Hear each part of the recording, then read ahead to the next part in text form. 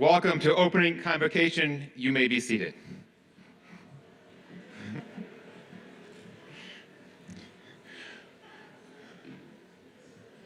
We are so glad you are here. It is so great to be with you as we begin another year at Carleton. My name is Skylar Vogel. I am your new college chaplain.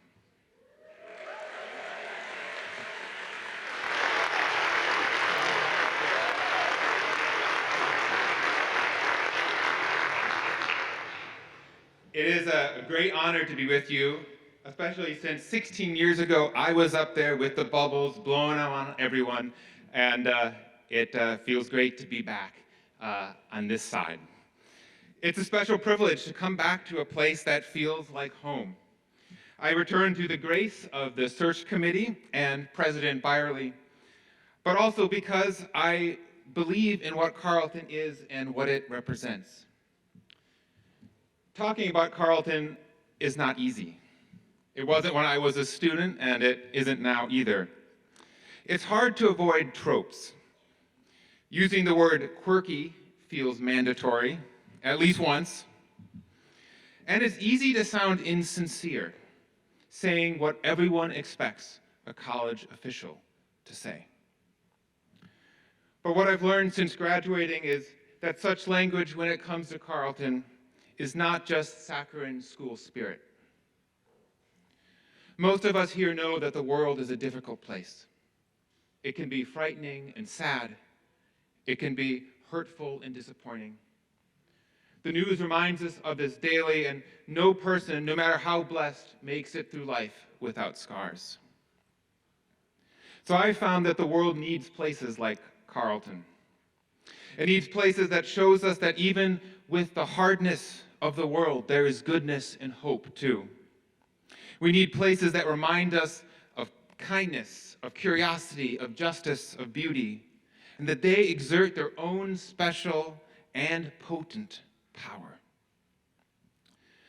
I'm inspired by the writer Adrienne Marie Brown, who wrote that life is an invitation to practice the world we wish to see. At Carleton, I believe we receive two gifts. One, the tools to bring our values to life. And two, the enduring belief that such a world is even possible because we see the roots of it here first. We hear a lot about values at Carleton. And our values are not just talk, nor should they be. They are calls to reflection, to conversation, and action. We are accountable to each other to ensure that Carleton lives into its best self. Now, we see these values everywhere. We see them in the growing commitment to Indigenous Minnesotans and Indigenous students. This has life in our land acknowledgement, which is said at the beginning of all major gatherings and is found in your bulletin. It states this: we stand on the homelands of the Wapakute and Mdewakanton bands of the Dakota Nation. We honor with gratitude the people who've stewarded the lands through generations and their ongoing contributions to this region.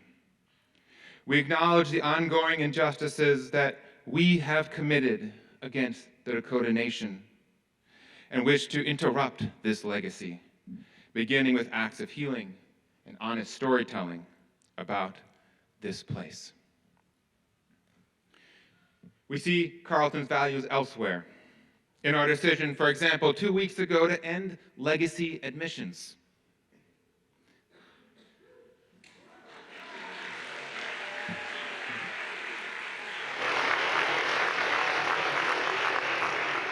We see it in the decision earlier this year to divest our endowment from fossil fuels.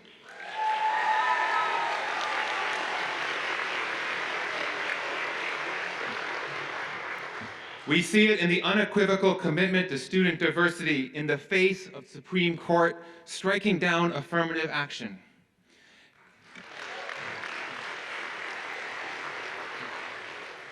And in the permanent hanging of a pride flag in the chapel for the very first time.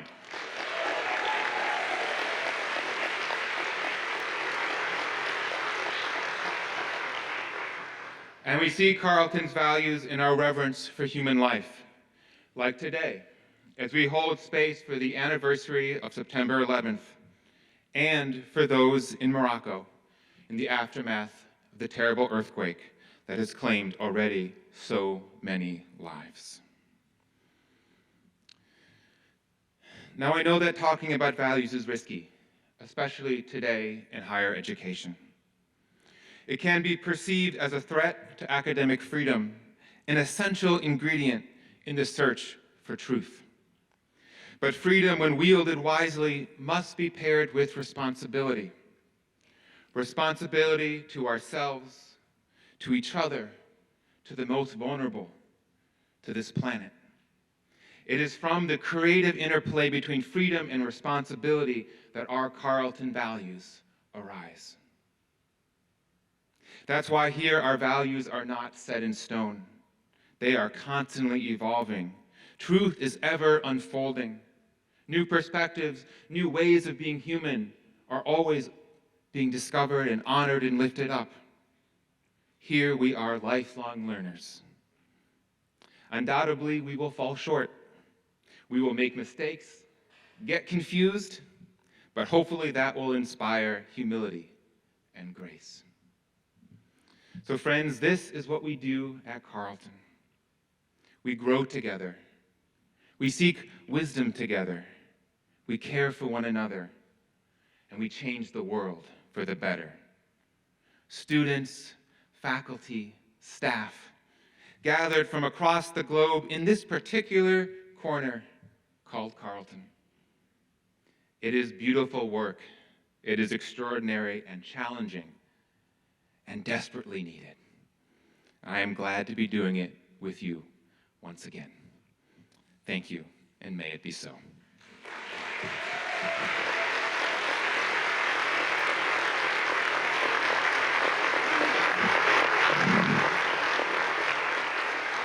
Thank you, Skylar. It's wonderful to have you here.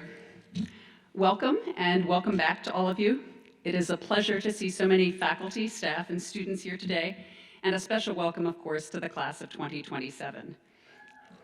Yes, round of applause for class of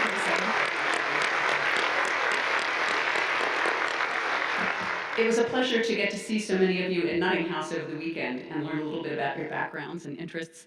I enjoyed hearing about all of the talents that were on display at the variety show on Saturday night. There was opera singing, there was juggling, and there were some strange noises that people did replicate for me, so I got a sense that there were some really hidden talents among the class of 2027. It's wonderful to have you all here. Today's convocation is part of a long-standing tradition that is one of Carleton's most distinctive features. The word convocation stems from the Latin word convocare, to call together, which combines the prefix con, meaning together, and vocare, meaning to call. Thus, the word embodies not only the idea of togetherness, but the importance of bringing different voices together. Many colleges open the year with a ceremonial convocation that provides an opportunity for students, faculty, and staff to gather and reflect upon their shared commitment to academic inquiry and community. At Carleton, however, convocation is a weekly occurrence. We set aside time in the college calendar every Friday to create opportunities for the entire community to gather and hear a talk or program that provides a shared basis for intellectual exchange and ongoing dialogue. Carleton's continuing commitment to creating this shared space for discussion is a core aspect of our identity as a place that values open intellectual inquiry and robust debate. These qualities are fundamental to any academic community and are a crucial component of what we mean when we talk about a liberal arts education of the kind we offer at Carleton.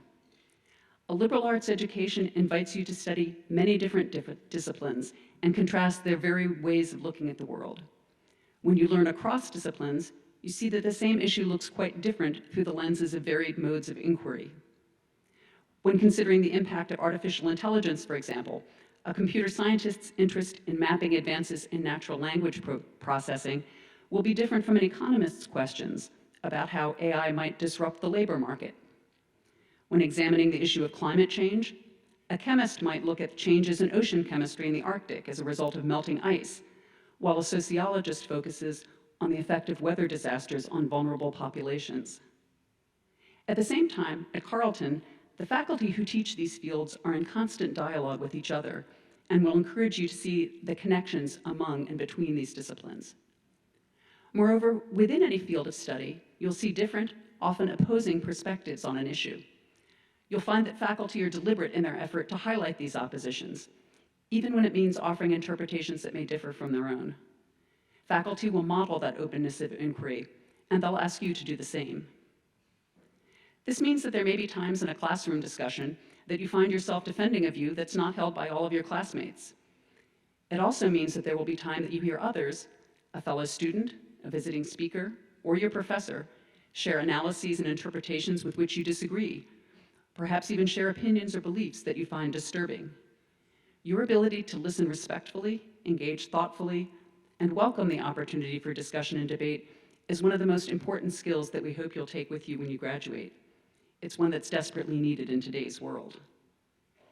It's especially important that we respect the role of free inquiry within a learning environment at a time when threats to academic freedom have become a potent weapon within the current political and cultural landscape. The past year has seen unprecedented efforts in many states to control school curricula, library selections, even academic appointments. Petitions to ban books in local libraries, legislation forbidding the teaching of the history of slavery or outlawing mention of gender identity, the appointment of state college and university trustees who undermine the systems of governance that protect academic freedom. These actions pose an existential threat to the fundamental principles that distinguish education from indoctrination. Even as we deplore and resist these efforts to control what can be taught or read by those who seek to learn, it's important that we not see this as an entirely external problem. We need to be vigilant about our own practices as an educational institution and about our own attitudes as members of this community of learning to ensure that we ourselves are willing to engage in difficult discussions and confront ideas that might disturb or offend. There are many forces, political, cultural, even technological, that encourage us to stay in our silos and listen only to familiar voices. At Carleton, we hope that being part of a diverse community of voices will help you to learn, to grow, and to become a citizen of the world who is prepared to continue listening and learning. We hope, too, that your intellectual curiosity will lead you down many unexpected pathways as you explore every corner of our curriculum. Over the past year, we've been spending time as a community discussing the future of the college and the directions we think Carleton should pursue. One theme that came through very strongly in all of our community discussions was the importance of celebrating the breadth, balance, and power of the liberal arts education we offer at Carleton. The goals and recommended actions outlined in the college's strategic plan flow from 4 core values that we feel are distinctive to Carleton: community, curiosity, citizenship, and impact. We hope that the priorities defined in the plan will cultivate the qualities that prepare you as students to explore, engage, and ultimately transform the world. A central goal of the plan we're designing for Carleton is ensuring that we continue to ignite and fan the spark of curiosity and spirit of experimentation that powers both your educational journey as students and the continuing growth and innovation of Carleton as an educational institution. The plan is fundamentally about ensuring an ongoing process of intentional renewal. It recognizes that excellence cannot be taken for granted, but must be cultivated and nourished. As an English professor, I can't resist closing with a metaphor. This past summer, a handsome old bur oak that grew on the slope between Beaulieu and Lower Lyman was finally cut down. It had been doing poorly for some time, and in spite of valiant efforts to support it, at last it had to go. Our grounds manager, Jay Stadler, saved some wood from the oak so that it could be used for building or art projects, and took a slice of the base in order to allow us to estimate its age. Biology professor Mark McCone's examination of the oak slice suggested that this tree easily predated the founding of the college in 1866. That means the old oak would have grown when Dakota people used this area for hunting and foraging. Passenger pigeons may have perched in its branches. Many important developments in the history of the college played out in view of the oak: the creation of Lyman Lakes and the Arboretum, the building of Goodsell Observatory. It's been an important part of Carleton for over 150 years. The writer Aldo Leopold, in his essay, Good Oak, from a Sand County Almanac, contemplates the history experienced by an oak that he cut down on his Wisconsin farm. While he mourns its passing, he notes that the seeds of its replacement had already sprouted around it, with, quote, a dozen of its progeny standing straight and stalwart on the sands, ready to take over the job of woodmaking. At Carleton, we cherish the traditions and structures that have grown up like that old oak over many generations. At the same time, we understand that these structures must evolve over time, and that our enduring goals and aspirations will take on new life in new forms. We have to be ready to plant the seeds of our future today. I believe that one of Carleton's greatest strengths, in fact, is the energy we devote as a community to change, improvement, and renewal. As a college, we try to model the habit of lifelong learning and growth that we seek to inspire in you, our students. I am so delighted to welcome our newest class to join us on this journey of growth and transformation, and I'm deeply grateful to our faculty and staff for making this journey possible. Best wishes to all of you for a wonderful start to the year ahead. Thank you.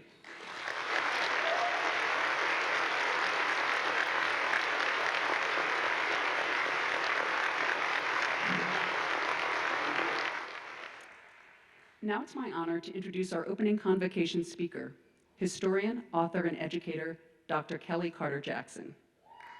Oh.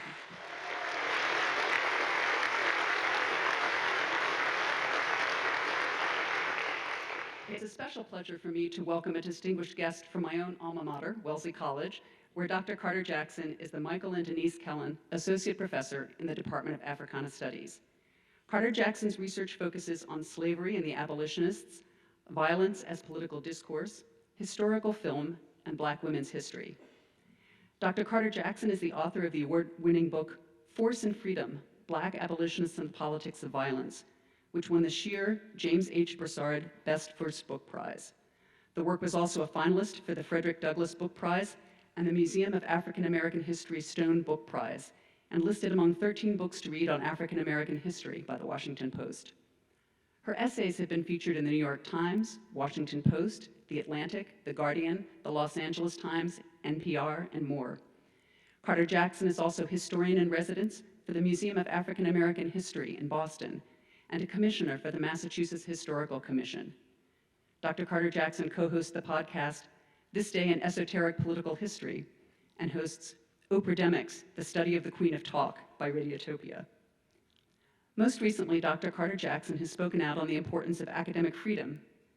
In an opinion piece published in May, Why Historians Like Me Are Taking on Ron DeSantis, Dr. Carter Jackson wrote, not being able to discuss topics fully and accurately, such as slavery, segregation, genocide, or the Holocaust in the classroom is not only wrong, it's dangerous. Such a stance promotes an erasure of the most grievous moments in history, moments that hold painful and invaluable lessons. She notes that it's critical that, quote, scholars, educators, teachers, and those in solidarity use their voices to speak out to keep these histories alive and present in American minds, unquote. Her own work is just such an example of giving life to histories and stories that might otherwise be forgotten or erased.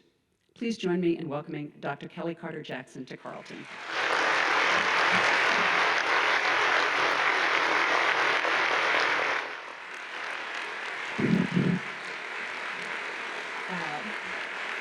Thank you. Thank you so much. I'm so excited to be here. I am so deeply honored. Thank you, President Byerly. My president, Paula Johnson, sends her regards from Wellesley College. It is so good to be here before all of you, to the faculty and staff and students. Thank you so much to the incoming class of 2027 and the outgoing class of 2024. I'm delighted to be with all of you today. Today feels very familiar for me. I used to live in North Dakota, Grand Forks, North Dakota. I know. It's wild. And I used to go to Fargo for a good time in Minneapolis. If I really wanted to get wild, I'd go to Minneapolis. But it was always a good time. It was always a good time. So living in that area, living in the Midwest, I'm a child of the Midwest. I was born in Detroit. I was raised in Illinois. And so all of this feels very familiar to me, and it feels like being at home. And so thank you so much for that. Today, I want to let you know that I am a historian. But if you take away all of my degrees, I'm pretty much a storyteller. I love telling stories. I love hearing stories. I think that stories can inform, but that stories can also empower. And during hard times, I rely on the past to direct me toward possible paths. And I don't know about you, but these past several years have felt like hard times. I worry about my health. I worry about the country's political landscape. I worry about rights that have been taken away. I worry about gun violence. I worry about fires. I worry about droughts. I can barely watch the news. I certainly have considered dropping Twitter or X altogether. I worry mostly that progress is further away than I had hoped. But today, I don't want to talk about the state of the world. I don't want to harp on doom and gloom. Today, I want to give you two tools. Tools that I think have been some of the greatest tools in my kit that have served me well in terms of my survival and navigating and even thriving in the world around me. I want to talk about refusal, and I want to talk about joy. And in order to do that, I need to tell a story. So when my grandmother, my great-grandmother, Arnesta, was 9 years old, she stepped on a rusty nail. And not long after, infection set in. She likely contracted tetanus, a serious bacterial infection that causes painful muscle spasms and can lead to death if untreated. Her mother, Mary Bullard, was frantic. Arnesta was her only child, and she was going to lose her if she did not act fast. So Mary sent Arnesta to the only doctor she knew, a white man that lived in a big house on the other side of town. The white doctor offered to help, but in exchange, Arnesta would have to live with him for the rest of her life, working for his family. Growing up Black and a girl in 1915 left her vulnerable.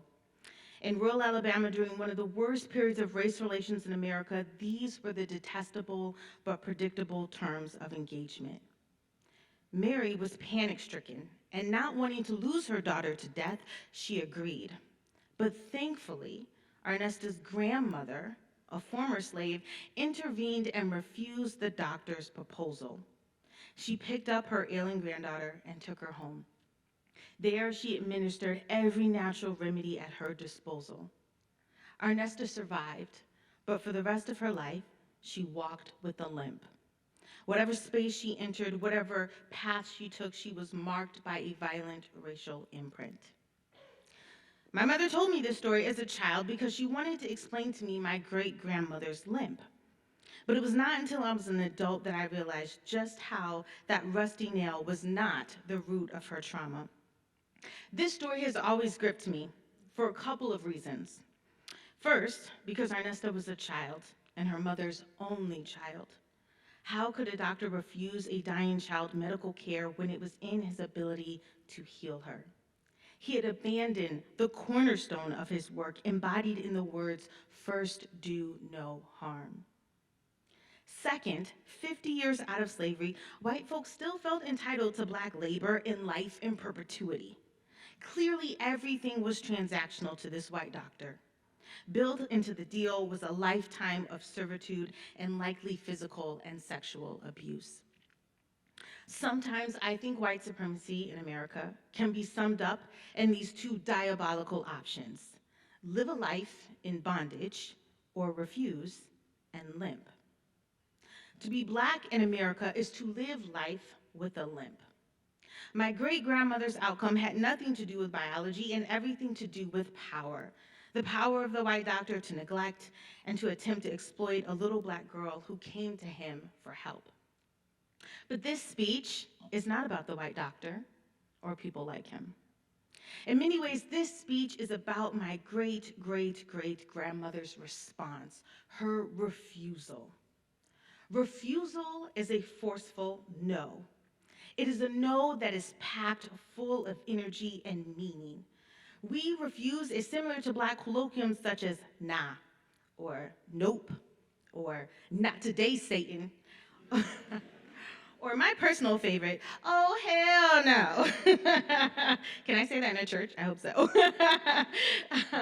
Refusal sets the terms for how humanity should be understood and treated. It is a barrier that prevents oppressed people from being consumed. Refusal can be enacted by an individual, but at its heart, refusal is collective, which is why the sentiment behind the phrase, "we refuse," persists among subjugated people and is a key refrain in Black feminist politics as well as Native politics. American history is made up of examples of people who refused violence, theft, mockery, or second-class citizenship. This summer, I took my first trip to Ghana, and I traveled to the Gold Coast to visit Elmina, one of the largest slave dungeons built by the Portuguese. And on the wall, just adjacent to a cell in which they kept rebellious slaves that they left to die a slow death, is a plaque. And on it, it reads, quote, "We are the children of those who refused to die. We are the children of those who refused to die." So yes, Black Americans are the descendants of African warriors and soldiers, but of also ordinary African commoners who refused to be bound, broken, and dehumanized. And since the 17th century, America has really been the story of Black refusal. Black history has told the stories of slave ships that left the coast of Africa for a new world, and Black people who refused to die, and some people who even forfeited their lives because they refused to live in the conditions created by their white captors. In the 17th century, Queen Anna Njinga of the Kingdom of Congo, which is present-day Angola, refused the terms and broken treaties of the Portuguese and fought for decades against the enslavement of her people. In the 18th century, people like Elizabeth Freeman, who upon hearing the Declaration of the Independence read out loud, she refused to be denied her right to life and liberty and the pursuit of happiness. As an enslaved person living in Massachusetts, she took to the courts and sued for her freedom and won. In the 19th century, Nat Turner's rebellion in 1831 was a collective refusal. During the uprising, enslaved people killed nearly 60 white men, women, and children. They killed their enslavers because they refused to be kept in bondage.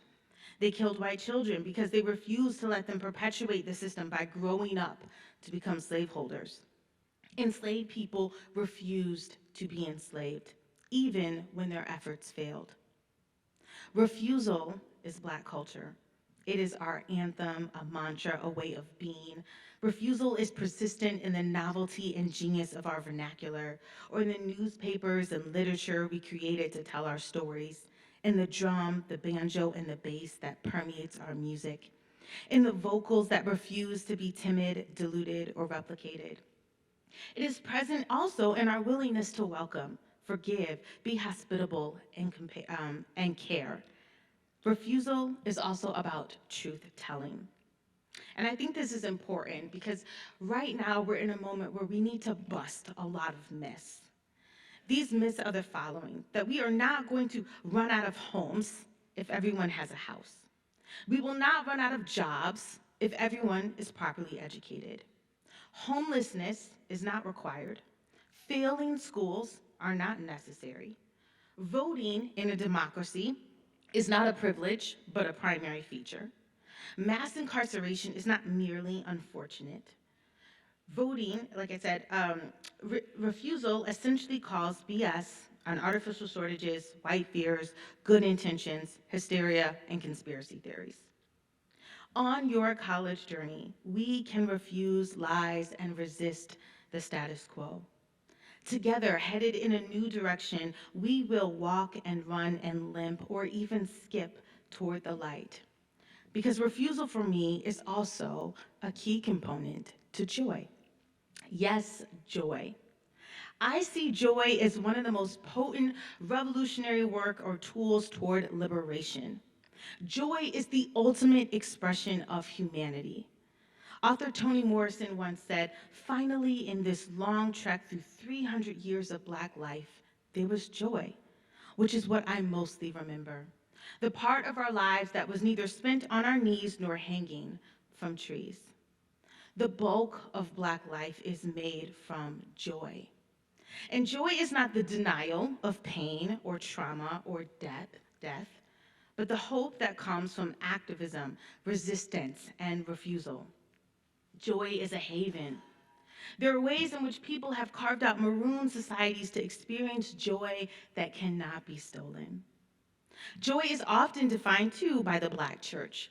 Scripture and gospel songs remind its readers and its listeners that joy is not stumbled upon. Joy is not an immediate outcome. However, joy is lasting and persists in the midst of hardship.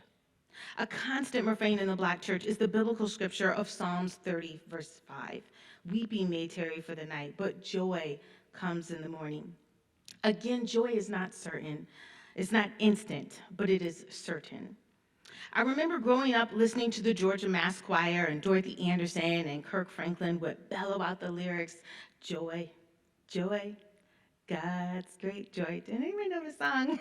Joy, joy, down in my soul. And the rest of the words would say like, sweet, beautiful, soul-saving joy. There was a whole like anthem. It was a bop. It was really good. I won't go into all the lyrics. But joy, when I hear that song, when I hear that sort of like the rhythm and the beat of that song, I'm reminded that joy is an exhortation, that it was dependable among trying times, that love, hope, humor, and pleasure were all a part of joy. The laughter of joy, food, dance, dress, adornment, rhetoric, play, art can be employed to dispel and destroy lies, erasure, harm, and violence. Joy produces the antidote to the degradation and erosion brought on by racism, sexism, classism, or homophobia. Joy can be bold, or joy can be benign. Joy can be seeing Queen Bee on tour decked out in silver for Beyonce's birthday. I know I wanted to be there.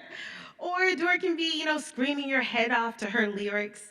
Joy can be buying a ticket to see Barbie instead of Oppenheimer, just saying.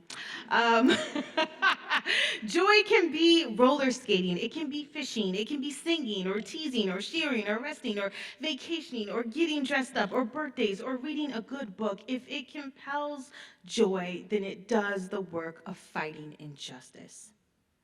Sometimes, though, joy can be confusing to people. In 2020, scholar Imani Perry brilliantly wrote about the meaning of Black joy among massive protests sweeping across the country. Protesters would march and chant and then somewhat organically burst into song and dance. She argued, quote, American racism is unquestionably rapacious. The masters were wrong in the antebellum South when they described the body-shaking, delighted chuckle of an enslaved person as simple-mindedness. No, that laugh, like our music, like our language, like our movement, was a testimony that refused the terms of our degradation. In the footage of the protests, we have seen Black people dancing, chanting, and singing. Do not misunderstand. This is not the absence of grief or rage or distraction. It is insistence.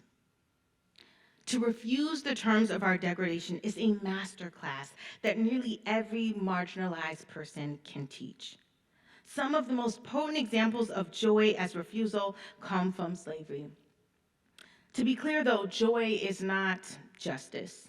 Joy is the collective rescue in dire times. It is the reassuring, you're okay, by loved ones or even strangers who know how to understand how to triage the blow of depression, anxiety, poverty, illness, assault, or loss.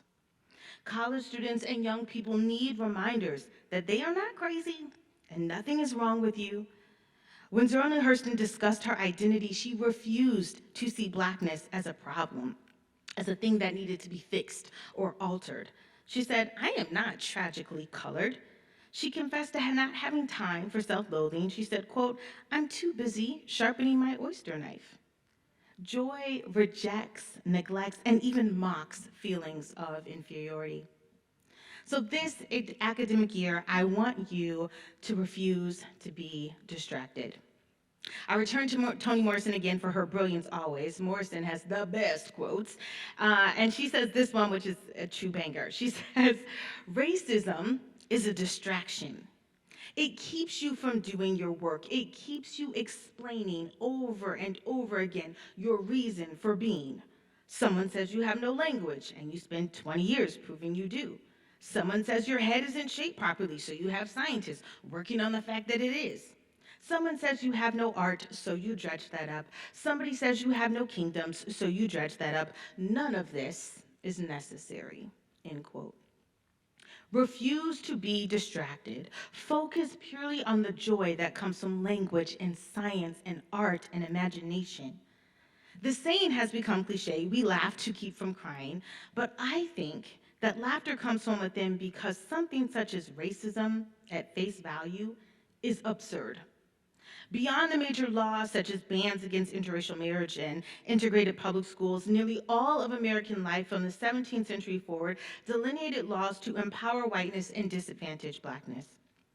In court, Black people could not testify or serve on jury. All forms of transportation, restaurants, hotels, or recreation were segregated. Even in death, burial sites were relegated. A white person could not be buried next to a Black person. In 1889, North Carolina had laws in the books that said books shall not be interchangeable between white and colored schools. In 1914, Kentucky had a law that said all circus shows and tent exhibitions were required to provide 2 ticket offices with individual ticket sellers and 2 entrances for the performance of each race. Birmingham, Alabama had laws on utter minutia. Black people were not allowed to play checkers with white people. I have no idea where that law came from. When people attempted to vote in the South before the Voting Rights Act, officials would ask impossible questions. Impossible questions. For example, the registrar's office in Mississippi would ask, in order to vote, how many bubbles are in a bar of soap? How many bubbles are in a bar of soap? At face value, friends, racism is ridiculous. There is a Black artist by the name of Glenn Ligon who conducted an experiment in which he posted 2 life-size and identical self-portraits of himself. Under one portrait, he captioned it, "Self-portrait exaggerating my Black features," and in the other, he titled it, "Self-portrait exaggerating my white features." One by one, spectators viewed the 2 pieces side by side and noted how in one, his nose was slightly wider in one portrait than the other, or that his lips were slightly thinner in one portrait than the other. Again, the images were identical, but people had convinced themselves that they were seeing 2 different aspects of his racial features. It was comical. But racial ideologies do not need to be plausible or rational to be persuasive to outsiders. Race and racism work well when insiders program others to make sense of the things they see and do routinely and repetitively on a daily basis. Many will remember the viral footage of the brawl that took place in Alabama and Montgomery River Boat Dock last month. And if you missed this Twitter explosion, you missed a real treat. A Black co-captain was attacked by several white men who refused to abide by his instructions to move their boat. The white attackers shoved the Black man and began to overwhelm him.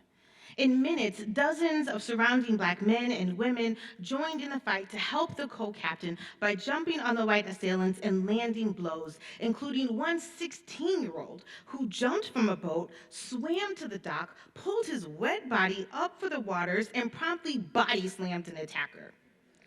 Another Black man swung a folding chair at white attackers to fend them off from harming more people. Within hours, the internet exploded with horror and rage, and then very quickly with gifts and jokes and reenactments and memes and even merch to celebrate the Black resistance to white violence. One white man was dragged to the point where his Crocs became socks. My personal favorites were Fade in the Water or referring to the 16-year-old as Malcolm Phelps and Aquaman. And a quote by Shirley Chisholm that all of a sudden resurfaced that said, if they don't give you a seat at the table, bring a folding chair. I love that one. Collectively, both in person and virtually, Black people were refusing the violent treatment of white voters. Black people rejected ill treatment. They protected each other. They used force to stop their attackers. They ran toward trouble. and they celebrated and laughed and memorialized Black refusal with relentless joy and mockery.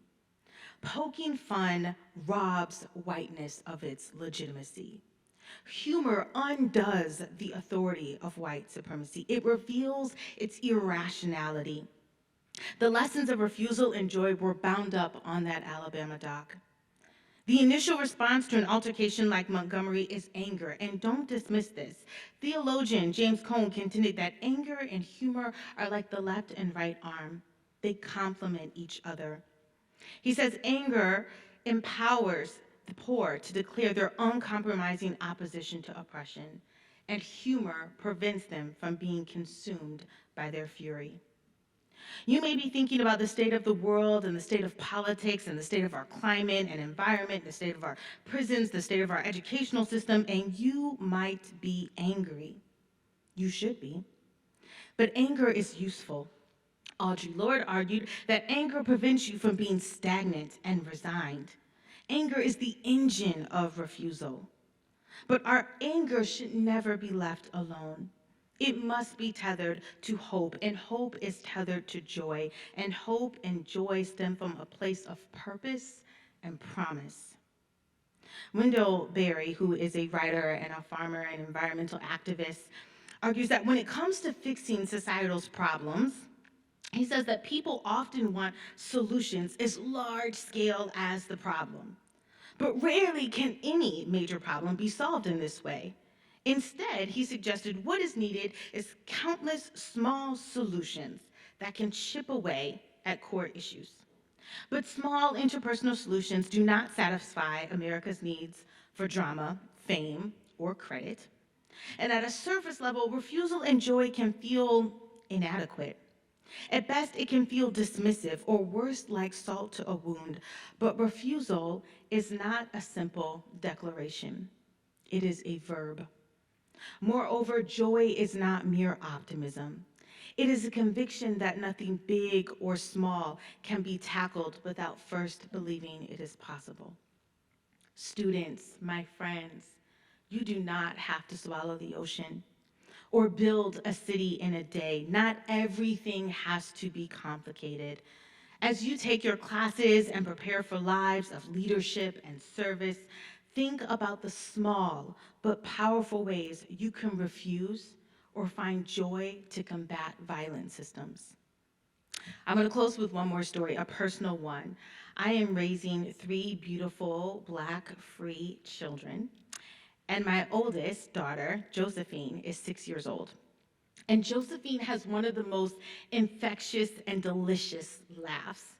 And one day, I found her in my room recording herself on my cell phone while she was singing along to Disney's Encanto.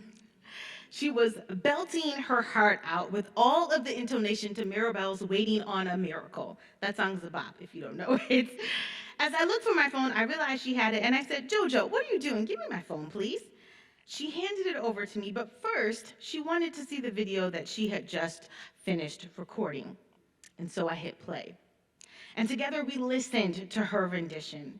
She's unseen behind the camera, and the film plays out sort of shakily on my phone. She sings every word verbatim, but when it comes to the high note, she misses it by a mile. By a mile, like she is way off. But in her earnest, this is her moment of shine. She is like going for it. And when she starts to hit that note, we both look at each other simultaneously and we burst into laughter. We fling our heads back, we open our mouths wide, and we holler with laughter. It was pure joy and simple pleasure listening to her scream out this note. What does this moment have to do with white supremacy? Nothing. That's the point. That is the whole point. I fight to have these moments make up the bulk of my day. Our laughter was both a remedy and a reminder that joy can be anything. Listen, I want a revolution. I want to be protected and safe. I want to belong, but mostly I just want to be. I want to be like Zora Neale Hurston, too busy sharpening my oyster knife, too busy making laughter. I'm raising my children to know freedom and joy and refusal. I want them to take these tools with them to fortify them and to heal themselves and others. I'm teaching them to send joy and laughter and a strong, oh hell no, back out into the hostile world. I hope you will do the same. Thank you.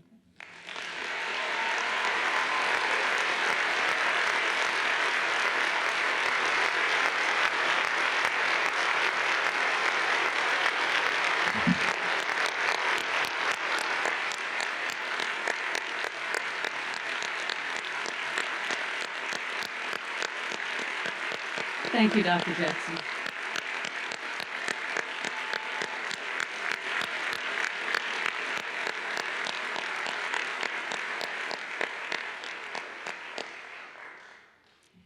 Thank you very much, Dr. Carter Jackson. I'm happy to now invite Provost Michelle Matson to describe some student honors. Hello, everyone, and welcome to the academic year 23-24. I had to think about that for a moment, getting lost in time. This is a really wonderful moment where we get to acknowledge some achievements, academic achievements among our students.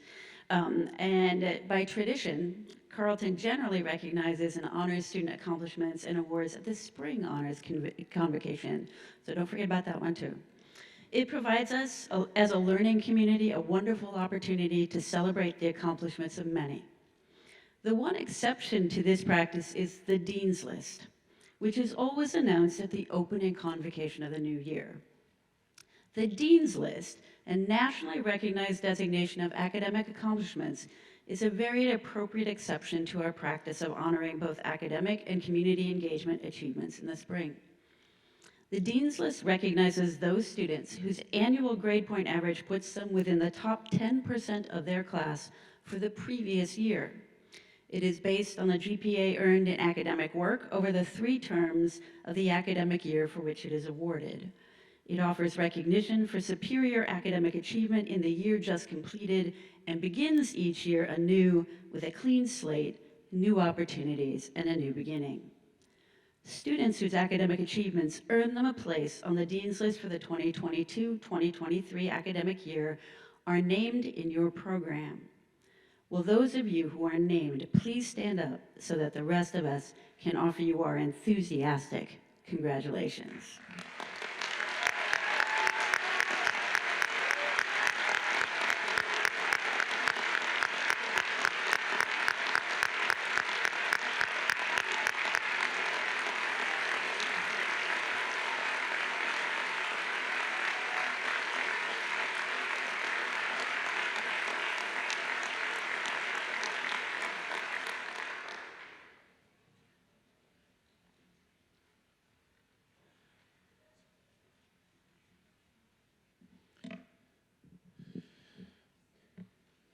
Friends, as we end our time together, let us remember that this is not just a college, but a community.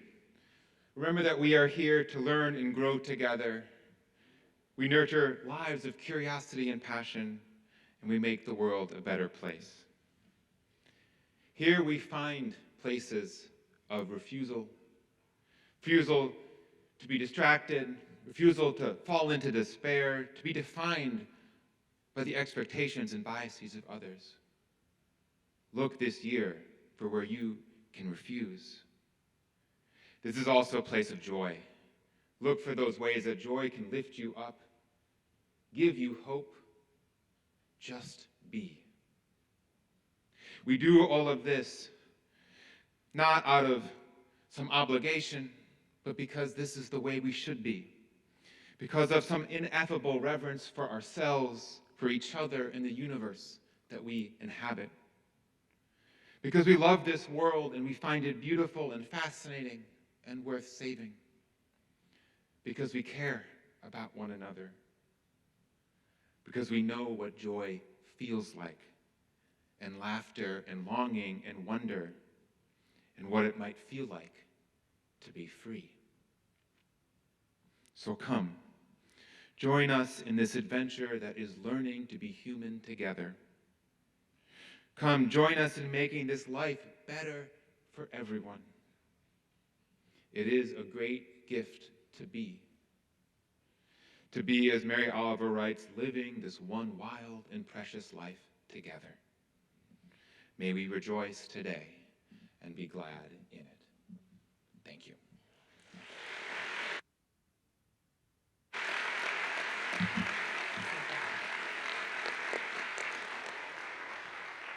Thank you. As we end our program today, I'm pleased to introduce Director Matthew Olson and the Carleton Choir to lead us in the singing of the alma mater. They'll sing it through once, and then we'll all join them for the second time. Following the alma mater, please remain standing at your seats for the recessional. Thank you all for being here today.